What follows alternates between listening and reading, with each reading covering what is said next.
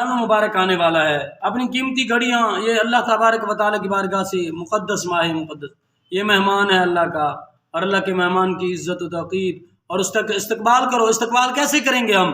سب سے پہلے استقبال کرنے کا یہی طریقہ ہے، ہم تہ دل سے اللہ کا شکر ادا کریں کہ رب العالمین نے ہمیں ماہ مقدس میں، اے اللہ ہمیں ماہ مقدس میں داخل فرما، اس کا انتظار کریں۔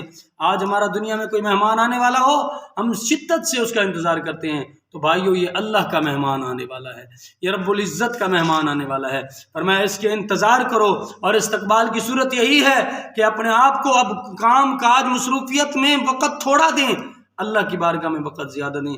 جب رمضان مبارک شریف کی ساعتیں گھڑیاں چلی جاتی ہیں، پھر دکھ ہوتا ہے کہ کاش یہ رمضان مبارک ابھی اور کچھ دن ٹھہر جاتا۔ ہماری بات میں یہ باتیں ہوتی ہیں کہ آج رمضان مبارک کچھ اور ٹھہر جاتا، تو جب آیا ہے تو اس کا استقبال کر کے دیکھو، اس سے محبت کر کے دیکھو، یہ اللہ کا مہمان ہے، اس کی جو اللہ تبارک و تعالیٰ کے مہمان کی قدر و قیمت بہت زیادہ ہے۔ تو فرمایا اس میں اپنے رب العالمین کی عبادت میں وقت دو، جتنا ہو سکے زیادہ سے زیادہ عبادت میں وقت دو۔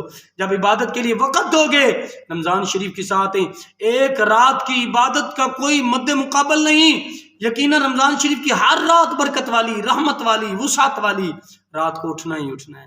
تو تھوڑا پہلے اٹھ جائیے، 10 منٹ پہلے اٹھ جائیے، سحری تو کھانی ہی کھانی ہے، تھوڑا پہلے اٹھ جائیے۔ میں کہتا ہوں اگر سحری کے ساتھ ساتھ 2 رکعتیں تہجد کی ہو جائیں تو کتنا برکت ہے، 2 رکعت نماز نوافل تہجد کی ہو جائیں تو کتنی برکتیں ہیں۔ ہر رات میں ایک کام کریں، 1 روپیہ صدقہ ضرور کریں، 2 رکعت نماز نفل ادا کریں۔ آپ جب یہ کام کریں گے تو قرآن کی تلاوت لازمی پڑھیں، سورۃ کل شریف 3 مرتبہ لازماً پڑھ لیں۔ اگر اس راتوں میں سے کوئی ایسی برکت والی جب رات آ گئی تو یقیناً آپ کی عبادت 80 سال سے بھی بڑھ جائے گی، اللہ تعالیٰ اجر عطا فرمائے گا۔ خالق لم یزل ہمیں عمل کی توفیق نصیب فرمائے۔